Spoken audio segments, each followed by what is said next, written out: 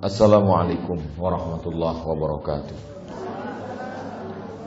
Alhamdulillahirabbil alamin wassalatu wassalamu ala asyrafil anbiya'i wal mursalin sayyidina wa maulana Muhammadin wa ala alihi wa sahbihi wa man tabi'ahu ila yaumiddin. Wa bapak ibu hadirin hadirat yang dimuliakan Allah Subhanahu wa taala, pagi ini kita insyaallah akan bedah buku yang ada di, mungkin sebagian bapak ibu sudah punya, Detik-detik Terakhirku karya Said Sabiq.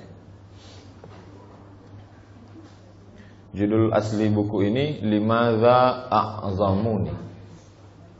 Judul terjemah Detik-detik Terakhirku. Tak nyambung sama sekali.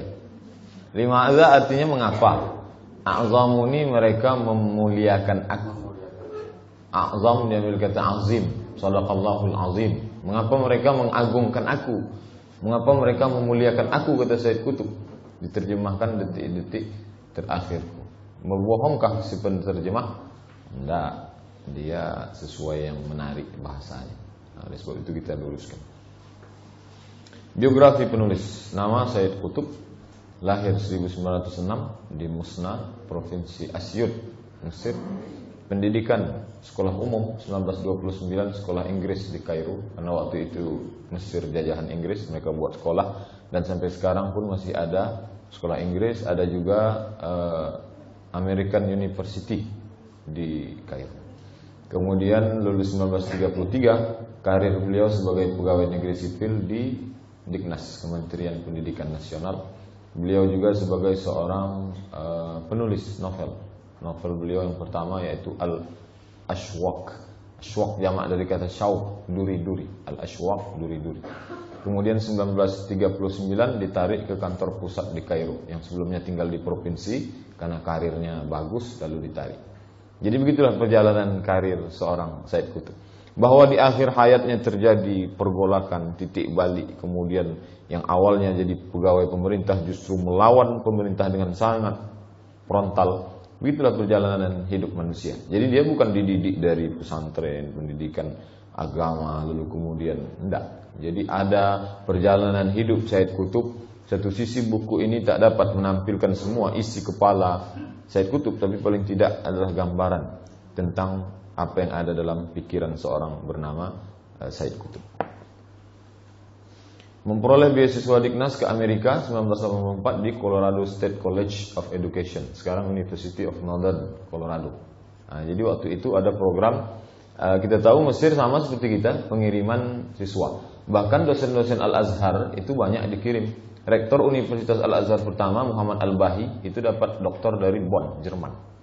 Kemudian ada Syekh Al-Azhar namanya Syekh Abdul Halim Mahmud, itu dapat gelar doktor dari Universitas Sorbonne, Prancis. Kemudian Menteri Agama waktu zaman saya kuliah, Hamdi Zakzouk, itu dapat gelar doktor dari Jerman juga. Jadi pengiriman mahasiswa ke barat, ada yang selamat akidahnya karena basicnya kuat, tapi ada juga yang menjadi sekuler dan lain sebagainya, karena mereka berkiblat ke barat. Termasuklah dalam bidang pendidikan ini diutuslah Said Qutb ke Amerika untuk mendalami metode pendidikan umum mau diterapkan di Mesir. Beliau menulis buku Al-Adalah Al-Ijtimaiyah fil Islam ketika masih di Amerika. Belum lagi masuk tertarik mengikut Ikhwan. Masih sebagai seorang muslim bernama Said Qutb, pegawai negeri yang dikirim ke barat, dan dia menulis salah satu bukunya adalah Al-Adalah Al-Ijtimaiyah, keadilan sosial dalam Islam. Februari 1949 Amerika heboh dengan kematian Hasan Al-Banna. Jadi 1948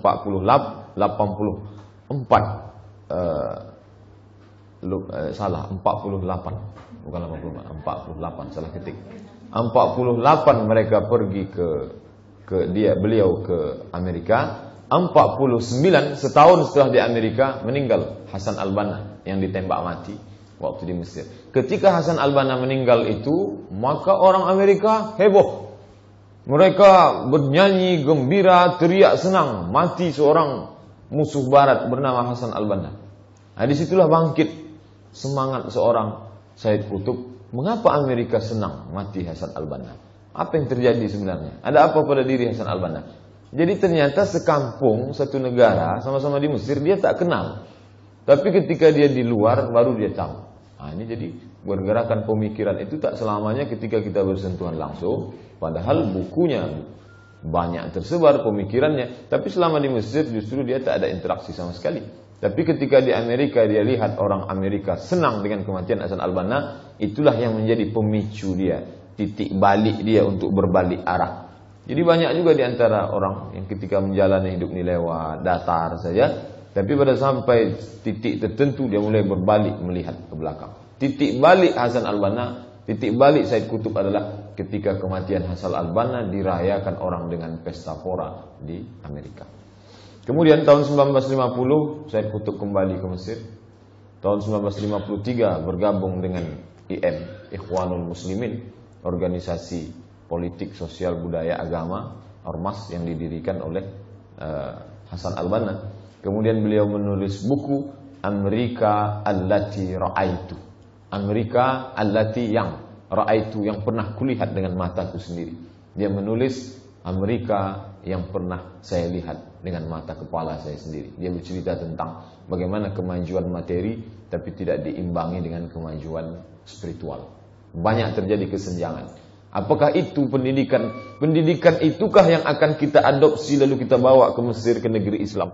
Terjadi pertentangan batin dalam diri Hasan al-Banna, dalam diri Said Qutb, khususnya lagi setelah kematian Hasan al-Banna yang dirayakan oleh orang Amerika.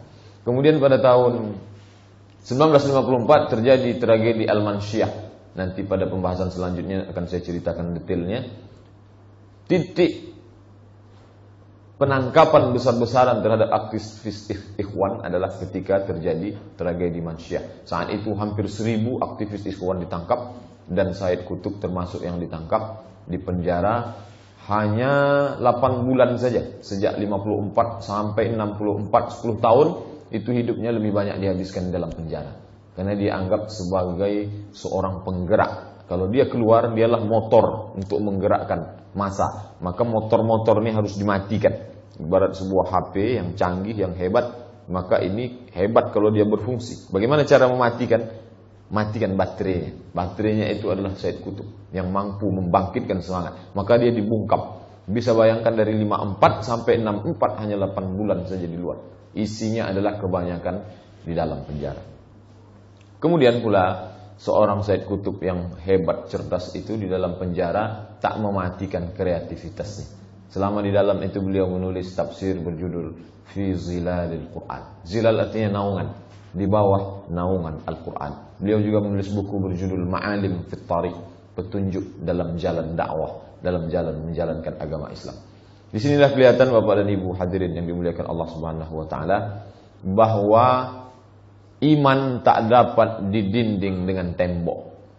Setebal apapun jeruji besi tembok penjara tak dapat membendung kreativitas seorang Said Qutb. Dia dapat tulis buku dalam penjara. Sebaliknya, orang yang pikirannya terpenjara, dia akan tetap terikat walaupun tak ada dinding yang memenjarakan dia. Jadi orang beriman lepas luas, tak ada yang menghalangi, tapi dia bebas. Tapi orang yang terikat pikirannya dengan materi sesuatu, maka dia akan terikat walaupun di tempat yang lapang. Nah, disitulah nampak bahwa ukuran standar bukan pada zahir, tapi pada batin seorang. Dan akhir hayatnya 29 Agustus 1966, beliau mati syahid di tiang gantungan rezim Gamal Abdul Nasir. Jadi kalau 1966 berarti berusia lebih kurang 60 tahun. Begitulah perjalanan hidup Said Qutb. Makna judul, Limadza a'zamuni, mengapa mereka mengagungkan aku. Mestinya judul bukunya Limadza qataluni, mengapa mereka membunuh aku, mengapa mereka menggantung aku. Mengapa judulnya mengapa mereka mengagungkan aku? Karena mereka mengagungkan Said Qutb. Keagungan seorang muslim adalah mati sebagai syahid. Tak ada lebih daripada itu. Asyahid asma amanina. Mati sebagai syahid adalah cita-cita tertinggi. Kalau ada orang cita-citanya ingin menjadi profesor, doktor, ada yang lebih tinggi daripada itu. Apa? Ingin mati sebagai seorang syahid. Karena Allah Ta'ala membuat kita hidup adalah liya'lamallahu alladhina amanu. Allah ingin kita ini tahu mana beriman, mana tidak. Wa yattakhidha minkum syuhada. Dia ingin menjadikan kita mana yang mati syahid, mana yang tidak. Makanya Khalid ibn Walid menangis ketika dia mati di atas tempat tidur. Badannya kalau diukur setiap jengkal ada bekas tombak, anak panah, tebasan pedang, tapi dia mati tidak di medan jihad. Oleh sebab itu ketika Said Qutb mati di tiang gantungan, maka dia katakan, mengapa mereka mengagungkan aku, apa sebabnya? Jadi nampaklah kekayaan bahasa Said Qutb yang begitu hebat, karena beliau seorang sastrawan. Kelihatan dari judul yang singkat, di baliknya ada makna yang dalam. Mereka mengagungkan karena beliau mati sebagai syahid gara-gara amalnya yang mulia. Catatan fakta penyiksaan terhadap Said Qutb selama di penjara sengaja dihilangkan oleh rezim Gamal Abdel Nasir. Jadi buku-buku catatan beliau itu dibakar habis, kemudian musnah. Yang ada selamat sedikit. Oleh sebab itu kalau kita lihat buku ini sedikit sekali. Di awalnya kata pengantar, sambutan, di ujungnya transkrip di pengadilan, dialog, kemudian kesan-kesan orang yang kenal dengan beliau. Catatannya sedikit sekali. Akan tetapi paling tidak dapat menggambarkan bagaimana situasi perjalanan hidup di akhir hayat Said Qutb selama di penjara. Mengapa buku-buku tulisan beliau itu tak dapat diungkap? Kalau sampai itu keluar, dibaca oleh ribuan rakyat Mesir, maka akan membangkitkan gejolak revolusi. Salah satu menekannya adalah dengan menghilangkan catatan-catatan tersebut. Kemudian Allah Subhanahu wa taala Maha Kaya, semua yang dilakukan oleh rezim Gamal itu dapat dihilangkan. Mengapa begitu? Boleh jadi catatannya hilang, tapi ada manusia. Catatan dihilangkan, orangnya dihidupkan Allah Ta'ala. Bagaimana cara menghidupkannya kembali? Dibuat Allah Ta'ala sipir-sipir penjara yang bersama Gamal, yang bersama Said Qutb itu dulu hidup dan bertobat. Lalu dari mulut mereka Allah Ta'ala memberikan kesaksian. Begitulah nampaknya. Wa makaru wa makarallah. Mereka buat makar tipu muslihat, Allah buat makar yang lebih hebat lagi. Catatan dibuang, tulisan dihilangkan, tak ada catatan yang berbunyi. Yang dulu menyiksa beliau di penjara justru bertobat memberikan kesaksian. Catatan yang lebih berharga daripada tulisan di atas kertas. Lidah orang yang bertobat berbicara, menyaksikan bagaimana kehidupan Said Qutb selama di penjara. Jadi beberapa pengakuan ada dimuat dalam buku ini. Ini ungkapan Said Qutb. Sudah saatnya seorang muslim mempersembahkan nyawanya sebagai harga yang mesti dibayar atas diproklamasikannya pembentukan sebuah harakah Islamiyah, gerakan Islam dan tanzim Islami, organisasi Islam yang sebelumnya masih sembunyi-sembunyi. Jadi sebelum masa itu karena takutnya rezim sembunyi, tapi setelah ada kekuatan, persis seperti dakwah Nabi Muhammad SAW yang awalnya sembunyi, lalu ketika sudah ada kekuatan maka dinampakkan. Resikonya besar. Apa resikonya? Nyawa. Jadi nampaklah bahwa perjalanan Islam itu kalau di awalnya dulu dipersembahkan dengan itu, maka di akhirnya juga. Karena akan ada konflik. Dunia ini sejarah berulang. Sejak zaman Nabi Adam sampai Nabi Muhammad SAW, sampai ke zaman kita akan ada terus konflik antara hak dan batil. Dan itu ada harganya. Apa harganya? Nyawa. Sebuah gerakan yang sejatinya merupakan cikal bakal bagi tegaknya negara Islam, apapun dan bagaimanapun caranya, yang menurut undang-undang konvensional ini adalah sebuah kejahatan yang patut mendapat hukuman mati. Oleh sebab itu di Mesir kalau belum masuk penjara maka belum diakui keilmuannya. Maka para ulama itu banyak hidup dalam penjara. Seorang ahli hadis bernama Syekh Abdullah Al-Ghumari itu 10 tahun dimasukkan oleh rezim, dari mulai Gamal Abdel Nasir, mati Gamal, masuk ke rezim Sadat. Kemudian setelah Sadat baru beliau keluar. Padahal hanya mengajarkan hadis, mengajarkan tafsir. Begitulah kejamnya rezim. Jadi sejak zaman Fir'aun, kalau zaman Nabi Musa ada Fir'aun, pada zaman Nabi Ibrahim ada Namruz, zaman Nabi Muhammad ada Abu Jahal, Abu Lahab. Itu semua terus berlangsung. Dan zaman kita sekarang pun akan tetap ada. Orangnya berbeda, zamannya bertukar, tapi sifat-sifat bawaan itu tetap ada pada diri orang. Tinggal kita menentukan apakah kita masuk golongan yang membawa kepada kebaikan atau sama seperti yang ada pada zaman-zaman silam. Tragedi Al-Mansyah 26 Oktober 1954. Inilah awal cikal bakal penangkapan besar-besaran terhadap ikhwan muslimin. Ikhwan muslimin dituduh menjadi dalang percobaan pembunuhan terhadap Gamal Abdel Nasir, presiden Mesir. Jadi peristiwa ini terjadi di alun-alun kota Alexandria atau Iskandaria, lebih kurang 2 jam perjalanan dari Kairo. Nah, di sana terjadi percobaan pembunuhan terhadap Gamal Abdel Nasir. Maka ketika terjadi percobaan pembunuhan, lalu langsunglah dituduh yang melakukan ini adalah Ikhwan Muslimin. Maka yang dilakukan penangkapan besar-besaran terhadap tokoh Ikhwan. Semua tokoh ditangkap. Dan itu pula yang dijadikan dalih untuk menangkap Said Qutb sebagai seorang pentolan Ikhwan Al-Muslimin. Bagaimana kisah terjadinya? Said Qutb menceritakan bagaimana sebenarnya yang terjadi. Kata beliau, bukanlah Ikhwan membuat pembunuhan, tapi Gamal sengaja membuat skenario rencana pembunuhan terhadap dirinya. Jadi dalam dunia politik itu bisa. Oleh sebab itu orang yang awam, yang lurus-lurus tabung, yang jujur-jujur itu akan mudah tertipu. Makanya kata Syekh Muhammad Abduh, ungkapan Syekh Muhammad Abduh yang dikutip oleh Yusuf Al-Qardawi, a'udzubillahi minas siyasah. Dia tak mengatakan a'udzubillahi minasyaiton. A'udzubillahi minas siyasah. Aku berlindung kepada Allah dari politik. Karena begitu hebatnya kepalsuan dalam dunia politik. Bukan berarti politik itu haram dalam Islam, tidak. Tapi cara-cara yang dilakukan oleh termasuklah tokoh seperti Gamal. Dia sengaja buat bagaimana cara menangkap Ikhwan. Kalau tokoh Ikhwan itu langsung didatangi ke rumahnya, ditangkap, masyarakat akan komplain. Apa ini pemerintah menangkap? Tapi kalau dibuat skenario, ini akan terjadi pembunuhan. Siapa yang membunuh? Tokoh Ikhwan. Maka ditangkap. Orang yang awam yang tak tahu masalah, layak ditangkap, dia kan salah. Jadi seringkali kita terkena penipuan ini. Kita yang awam baca koran, dengar televisi, pembunuhan terhadap ini, peledakan terhadap ini, lalu ditangkaplah tokoh ini. Padahal itu ada skenario di balik itu. Jadi itu cerita lama yang pernah terjadi di Mesir dan di tempat kita pun banyak juga terjadi. Gamal sengaja membuat skenario rencana pembunuhan terhadap dirinya sebagai dalih untuk menangkap anggota Ikhwan. Lebih 1000-an tokoh IM dijebloskan ke penjara, termasuk Said Qutb dan pimpinan Ikhwan Muslimin saat itu, yaitu Hasan Hudaybi. Hasan Hudaybi, Ikhwan Muslimin ini punya pimpinan tertinggi. Pimpinan tertinggi zaman itu adalah Hasan Hudaybi. Ikhwan Muslimin semuanya ditangkap. Said Qutb di penjara, kemudian di akhirnya digantung. Sedangkan Hasan Hudaybi tidak digantung, tapi dikenakan kerja paksa seumur hidup di penjara. Jadi penjara seumur hidup dengan beban kerja paksa. Begitulah penderitaan mereka memperjuangkan agama Allah dalam bentuk perjuangan yang real, tak hanya sekedar mendidik, mengajar dan lain sebagainya.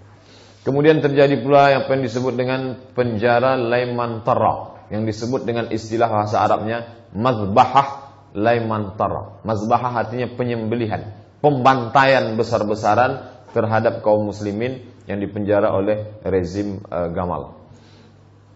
Di koran, di televisi, orang tahunya Ikhwan Muslimin melakukan perlawanan di dalam penjara. Itulah tema topik besar di mana-mana, orang tahunya. Apa yang terjadi di Laimantara? Bahwa Ikhwan Muslimin mengamuk dalam penjara. Said Qutb mengungkap apa sebenarnya yang terjadi di dalam. Sebenarnya, kata beliau, Letnan 1 Abdul Malik Mahir, kepala penjara, memiliki hubungan khusus dengan 5 tahanan Yahudi. Jadi dalam penjara itu ada tahanan politik, ada tahanan orang Yahudi 5 orang. Dia menjalin hubungan khusus, dekat, akrab, bahkan makanan diantar, punya pelayanan khusus kepada orang 5 Yahudi. Tentu Ikhwan Muslimin marah. Ini Yahudi kan musuh Allah, musuh negara. Dilihat dari aspek apapun dia salah. Mengapa justru berinteraksi sosial baik? Dan fatalnya lagi, Abdul Mahir melakukan hubungan tak senonoh dengan saudari si Yahudi tadi. Masuk ke dalam, dilakukan hubungan seks di depan mereka semua dan memasukkan PSK ke dalam. Itulah yang membangkitkan semangat jihad orang yang berada di dalam, lalu mereka pun mengamuk, akhirnya terjadi pertumpahan darah di dalam dan banyak ikhwan yang terbunuh. Tapi itu tidak diungkap. Jadi ada berita itu seperti bukit es di atas laut yang tampak di atasnya saja, padahal yang kronologi di belakang itu tidak tahu orang dan sengaja tak diekspos. Itu beliau sebutkan dalam tulisannya dalam buku ini. Jadi apa yang terjadi ini, kalau sebagian orang baca, ini kan masa lalu Mesir, betul, tapi cara-cara itu dipakai sekarang. Jadi kita tidak sepenuhnya percaya dengan berita-berita itu. Kenapa? Karena ada hal fakta yang benar di balik itu tak semua orang tahu. Nah, ini termasuk juga pelajaran sejarah pergerakan Islam bagi umat Islam. Kekuatan. Apa kekuatan yang dimiliki oleh umat Islam menurut Said Qutb? Yang pertama ada kerjasama. Jadi tak bisa berjalan sendiri. Kalau ada orang mengatakan kita bisa tegakkan agama Allah ini dengan sendirian, tidak. Maka sunnatullah, Nabi Muhammad SAW ditolong oleh Khulafa ar-Rasyidin, para sahabat. Nabi Isa AS ditolong oleh Hawariyun. Nabi Musa alaihissalam ditolong oleh Nabi Harun akhi, Harun saudaraku. Yang dia minta adalah sahabat menolong. Jadi dalam pergerakan perjalanan dakwah ini dia mesti membuat satu tim kerjasama, teamwork, tak bisa berjalan sendiri. Kemudian menggalang senjata. Jadi tak hanya sekedar berdoa, hanya sekedar ucapan baik, itu dakwah, tapi ada medan jihad yaitu senjata. Kemudian pula dana. Nah, dana ini digalang dari berbagai negeri dan sampailah saat sekarang Mesir masih tetap mengirimkan dana. Saya sendiri waktu kuliah pernah mereka buat munasarah. Munasarah itu solidaritas bantuan terhadap pejuang yang ada di Palestina. Waktu itu yang membuat munasarah malam solidaritas adalah Ikatan Dokter dan Pengacara. Lalu berkumpullah Ikatan Dokter dan Pengacara, lalu mereka buatkan layar seperti ini, dihadirkan telekonferensi langsung dengan Kepala Angkatan Bersenjata Palestina. Saat itu langsung telepon langsung, kata Kepala Angkatan Bersenjata Palestina, kami butuh bantuan dana dari Mesir, tolong kirim segera. Langsung saat itu juga dibawakan itu karung beras, maka ibu-ibu itu langsung melepas gelangnya, melepas rantainya, melepas cincinnya masuk ke dalam. Jadi dia tak lagi pikir-pikir. Kalau kita mungkin dibawakan itu, buka ini besar nih 5 gram, yang 3 aja lah. Jadi mereka tidak langsung. Nah, itu. Jadi mengamalkan hadis Nabi, man jahaza ghazian faqad ghaza. Siapa yang menyiapkan alat perang, menyiapkan dana perang, faqad ghaza, maka dia sama seperti orang yang berjuang fisabilillah. Walaupun kita tak dapat masuk ke Palestina, tak dapat menolong, paling tidak dana. Tak juga dapat, ada prihatin dalam hati, kasihan, cemas, takut buat dosa, sedih paling tidak. Lalu dari kesedihan itu datang munajat doa kepada Allah SWT. Dan saya sampai saat ini dalam khutbah Jumat pasti terselip, Allahumma ansuril mujahidina fi Palestin. Ya Allah, tolonglah para mujahidin di Palestina. Kecuali kalau saat tertentu mungkin lupa, tak terucapkan. Kemudian membuat organisasi. Jadi dia dibuat terstruktur, tidak asal-asalan. Karena dalam ungkapan al-haqqu bila nizam yaghlibuhul batil bin nizam. Kebenaran yang tidak dimanage dengan sistem yang baik akan dikalahkan oleh kebatilan yang dimanage dengan sistem yang baik. Ada hak, tapi organisasinya tak jelas. Ketuanya tak siapa, wakilnya siapa, bendahara tak ada, anggotanya tak tercatat. Lalu ada organisasi batil, tapi manajemennya bagus, terstruktur, ada disiplinnya. Itu yang hak akan kalah. Ketika yang hak kalah, lalu kita katakan, mana pertolongan Allah? Mana janji Allah katanya menolong yang baik? Bukan perkara baik dan benar. Ini mana sistem yang baik dengan disiplin yang baik. Allah Ta'ala akan berikan kekuatan. Nah, jadi ini adalah kekuatan-kekuatan. Kalau kita tengok bagaimana eksisnya Ikhwan Muslimin, Bapak Ibu bisa bayangkan dari tahun 1949 terbunuhnya Hasan al-Banna, kemudian 1966 terbunuhnya Said Qutb, kemudian tahun 2011 revolusi kebangkitan Ikhwan Muslimin, jatuhnya rezim Hosni Mubarak, bisa yang bangkit Ikhwan. Di mana mereka bergerak selama ini? Padahal begitu ketatnya rezim itu mengawasi, bukan 10-20 tahun. Dari sejak meninggal Hasan al-Banna, masuk periode Said Qutb, sampai kepada jatuhnya Ikhwan Muslimin, masih tetap kuat eksis. Dan ketika diadakan pemilu, bisa partai Ikhwan Muslimin yang menang. Dan presiden sekarang dari kalangan Ikhwan Muslimin. Begitulah eksisnya. Apa yang bisa membuat itu? Organisasinya bagus. Manajemen kepemimpinannya ada cikal bakal, ada kaderisasi yang tepat. Itu yang tak ada. Jadi kalau hanya sekedar ungkapan-ungkapan saja, tak dapat memberikan pergantian generasi ke depan.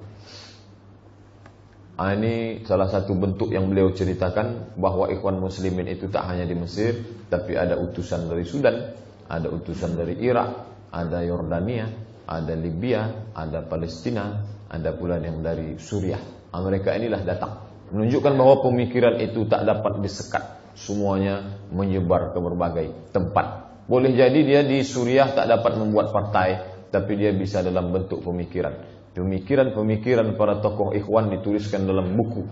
Makanya kita tak heran ulama menulis, da'i, tapi dia juga bawa pikiran ikhwan. Seperti bedah buku yang sudah kita laksanakan beberapa bulan yang lalu, buku Said Hawa. Beliau tokoh ikhwan, ahli hadis dari Suriah, bernama yang menulis kitab As-Sunnah wa makanatuha fit tasyri' al-islami. Itu juga tokoh Ikhwan, Syekh Mustafa As-Sibai. Begitu juga dengan tokoh-tokoh yang lain, itu kebanyakan dari gerakan Ikhwan al-Muslimin.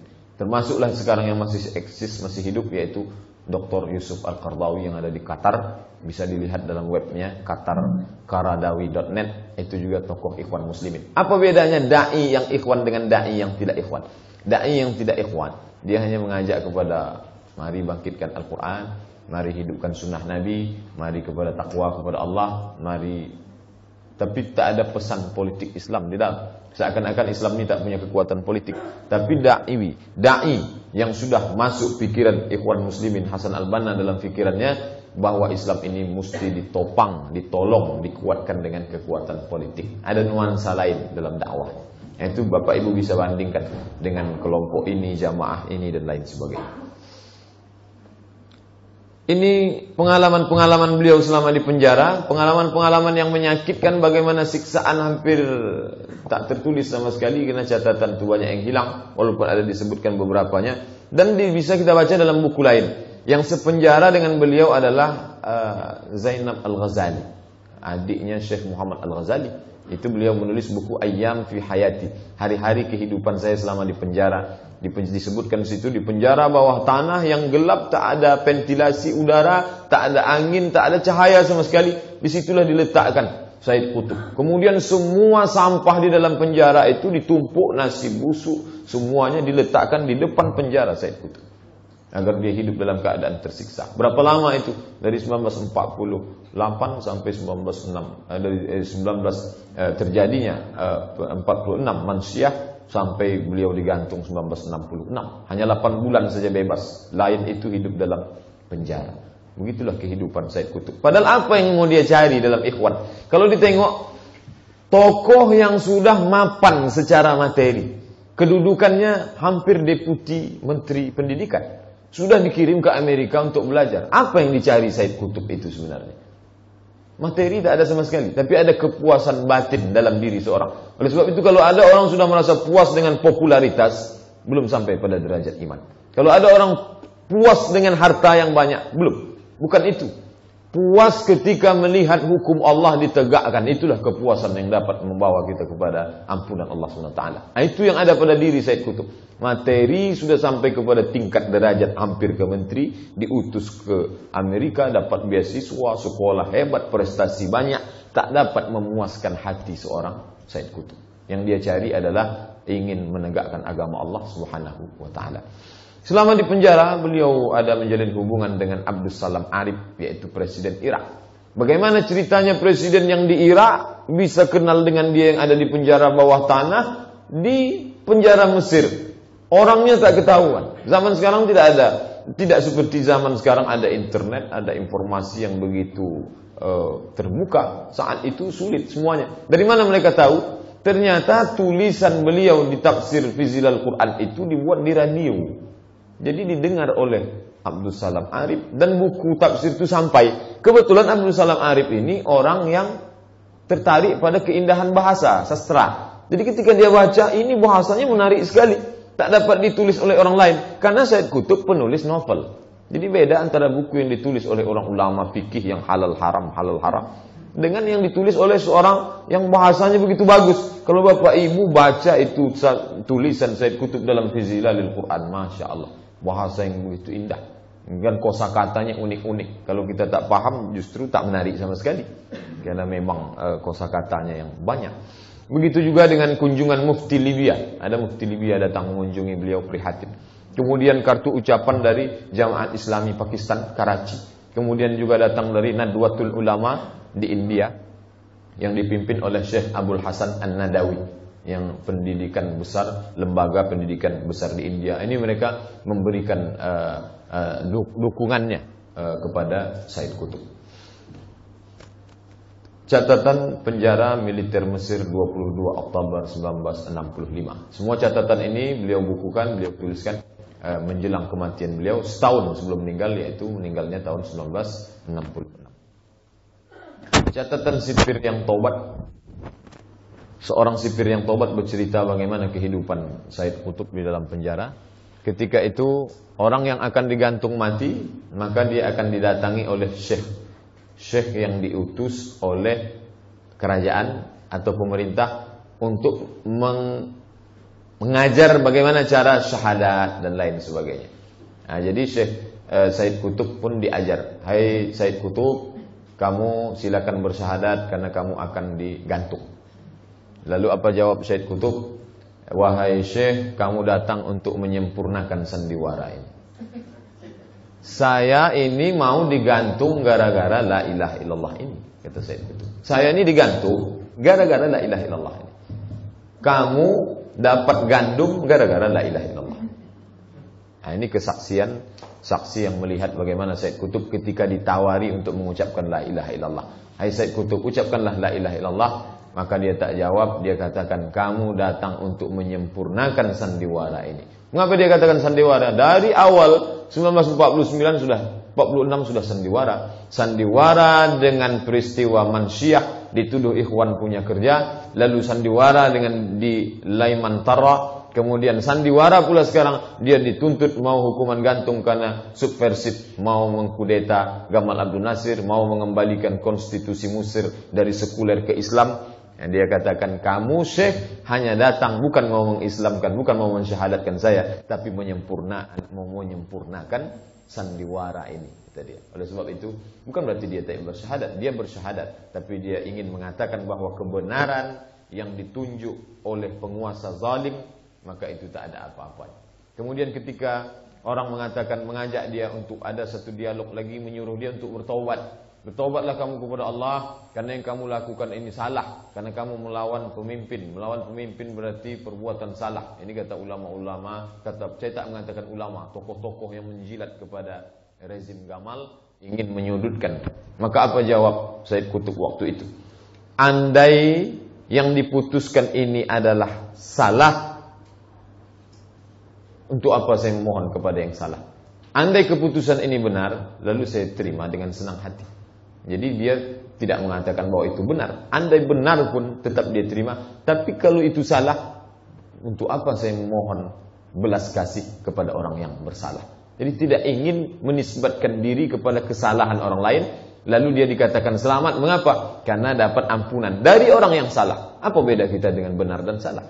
Begitulah tajamnya analisa Said Qutb. Kemudian ada tawaran untuk Said Qutb dari Gamal Abdul Nasir. Tawaran ini atas peran dari Presiden Irak yang membaca tafsir Said Qutb, begitu tertarik dia, lembut, lalu dia calling Gamal Abdul Nasir karena sesama presiden, tolonglah Gamal itu jangan digantung Said Qutb. Orangnya hebat, tafsirnya bagus, saya prihatin, kalau bisa jangan dia digantung, biarkan saja dia hidup seumur hidup di penjara dengan hukuman kerja paksa atau lain sebagainya. Gamal Abdul Nasir setuju, tapi dia buat syarat, saya akan penjara Said Qutb seumur hidup, tidak jadi hukuman gantung, satu syarat, buat dia menulis permohonan maaf. Saya yang bertangan di bawah ini nama Said Qutb mohon maaf kepada Gamal Abdul Nasir karena telah merencanakan pembunuhan, ingin mengadakan kudeta, ingin merubah konstitusi negara dari sekuler ke Islam. Untuk itu maka saya mohon maaf atas segala kesalahan saya. Silakan suruh dia buat seperti itu. Ketika itu ditawarkan kepada Gamal Abdul Nasir, ditawarkan Gamal kepada Said, apa yang dilakukan Said Qutb? Kata Said Qutb, as-sabbabah allati tashhadu an la ilaha illallah, telunjuk yang setiap hari bersaksi asyhadu an la ilaha illallah wa asyhadu anna Muhammadar Rasulullah, tidak akan menulis satu huruf pun memohon ampun maaf kepada pemimpin yang zalim. Nyawa taruhannya. Padahal apa? Singkat saja. Tinggal tulis permohonan maaf, selesai. Tapi tak ada tawar menawar bagi seorang Said Qutb. Bagi dia tiang gantungan seperti lambaian tangan bidadari di hadapan mata seorang Said Qutb yang sudah sampai pada derajat keikhlasan, ketakwaan kepada Allah Subhanahu wa taala. Tawaran itu dia tolak dan akhirnya beliau pun mati sebagai seorang syahid pada tahun 1966.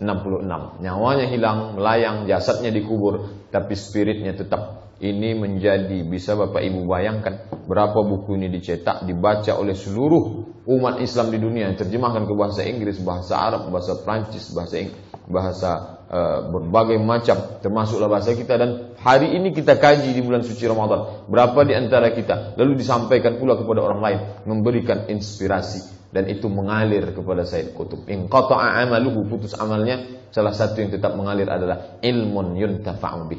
Perjuangannya inspirasi, menjadi sumber inspirasi orang untuk beramal, berpegang teguh kepada agama Allah Subhanahu wa taala. Jadi ketika menjalankan agama Allah ini terasa sulit, ada goncangan, ada pukulan, itu biasa, hal kecil, tak ada apa-apanya dibandingkan dengan 10 tahun dalam penjara bawah tanah yang gelap itu, dibandingkan dengan penderitaan Sayyid Qutb dan lain sebagainya. Terakhir, Sayyid Qutb sudah menyelesaikan misinya sebagai hamba Allah yang dititipkan mata, telinga, tangan, hati, kaki, pikiran, dititipkan Allah kehidupan. Dia sudah menyelesaikan misinya sebagai hamba Allah, bukan sebagai hamba departemen pendidikan, bukan sebagai hamba Gamal Abdul Nasir, tapi sebagai Abdullah. Lalu bagaimana dengan kita? Kalau masih menjadi hamba pekerjaan, masih menjadi hamba tuan atasan, masih menjadi hamba kekuasaan taghut, maka kita belum sampai pada derajat iman. Salah satu sifat orang beriman, ayyakunallaha wa rasuluhu ahabba ilaih, ayyakunallahu wa rasuluhu ahabba ilaihi mimma siwahuma, lebih cinta kepada Allah dan Rasul daripada yang lain. Dia sudah dihadapkan pada itu. Di hadapannya ada banyak pilihan. Ini jabatan, ini pekerjaan, ini dengan kedudukan berbagai macam. Karena dia satu rezim dengan Gamal. Dia bukan musuh Gamal Abdul Nasir. Dia bukan datang dari bawah dulu. Tidak. Dia satu meja dengan Gamal Abdul Nasir. Tapi di satu pilihan lain ada pilihan agama Allah dan Rasul. Dia pilih itu. Apa beda dia dengan Bilal bin Abi Rawah? Memilih antara dua. Apa beda dia dengan Salman Al-Farisi? Memilih antara dua. Apa maknanya? Jarak boleh jauh. 1400 tahun jarak dia dengan sahabat Nabi. Tapi pilihan itu tetap ada. Setelah dia digantung 1966, sekarang kita berada 2012. Apakah pilihan itu tetap ada? Ada. Dan saat itulah kita memilih, menetapkan pilihan.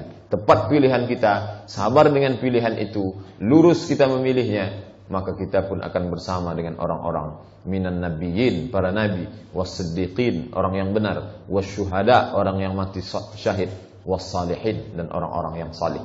Kapan kita buat? Yang lalu tak dapat kita ulang. Yang akan datang kita bisa buat program. Tapi bukan berarti setelah mengkaji ini kita semuanya mau berjihad ke Palestina. Tidak. Paling tidak dalam kehidupan kita ibadah menjadi lebih baik, muamalah menjadi baik, dan semangat untuk menuntut ilmu. Intinya adalah mengisi kehidupan menjadi hidup yang berkualitas, sebagaimana 60 tahun yang dititipkan Allah kepada Sayyid Qutb, semuanya berkualitas. Kalau dalam penjara yang pengap, panas, Bapak Ibu bisa bayangkan, di Mesir itu di atas saja panas, apalagi di bawah. Panas sekali, gerah kita. Di dalam penjara yang panas, yang pengap itu dia masih sempat beribadah kepada Allah, menjelaskan kitab suci Allah. Kalau ada orang sekarang duduk di ruangan ber-AC, tempat yang tenang, disambut dengan minuman yang lezat, dengan senyuman, bisa dia menyampaikan agama Allah biasa, tapi ada yang luar biasa. Di tengah keterbatasan bisa dia sampaikan itu, dan kita termasuk orang yang menikmati pemikiran-pemikiran Sayyid Qutb. Mudah-mudahan sedikit banyak kita dapat inspirasi dari ini, insyaallah. Amin. Ya Rabbal Alamin. Itu yang dapat saya sampaikan. Mudah-mudahan ada manfaatnya. Sebagaimana biasa kita lanjutkan dialog tanya jawab. Tak hanya terbatas pada kajian ini, buku ini, atau dengan masalah-masalah lain. Wassalamualaikum warahmatullahi wabarakatuh.